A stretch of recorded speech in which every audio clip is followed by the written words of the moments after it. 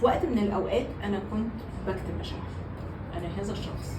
عشان كده موضوع الفضفضه بقى يعني شويه واخد حيز من تفكيري بعد ما فهمته بشكل اعمق شويه.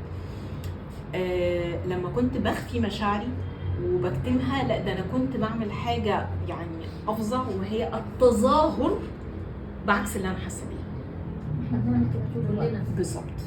وهنقول ليه احنا بنعمل كده وليه احنا مش واعيين له والاثر بتاعه بيبقى عامل ازاي. هو انا ليه ما كنتش بفضفض؟ لانه كنت تفسيري لمعنى الفضفضه كان حاصل بشكل وفقا لافكاري انا، انه الفضفضه ضعف، انه فانا اللي عامله الكبت الذاتي لنفسي، فانا ما بقتش بسمع غير صوت نفسي.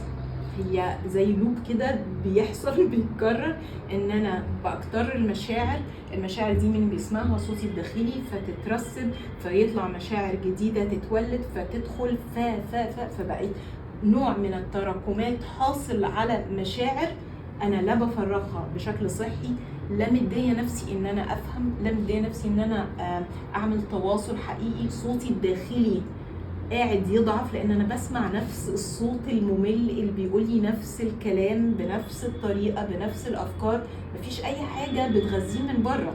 بدات تحصل اعراض جسمانيه عليا، اللي عرفت بعد كده انه دي احد اعراض متلازمه القلب المنكسر دي، اللي ممكن توصل مع حد فعلا ان عضله القلب ممكن تضعف حقيقه.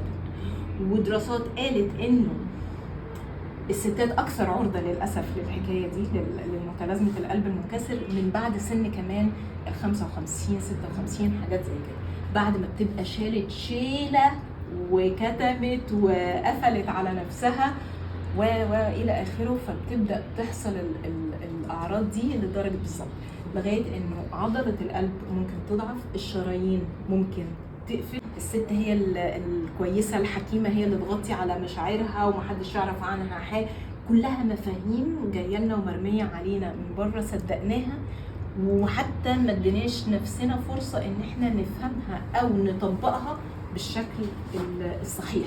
احنا بنصدق افكار نعتقد انها حقيقيه، بس مش كل الافكار حقيقيه، لانها في النهايه ممكن تبقى الافكار دي صناعه ذاتيه احنا اللي عاملينها.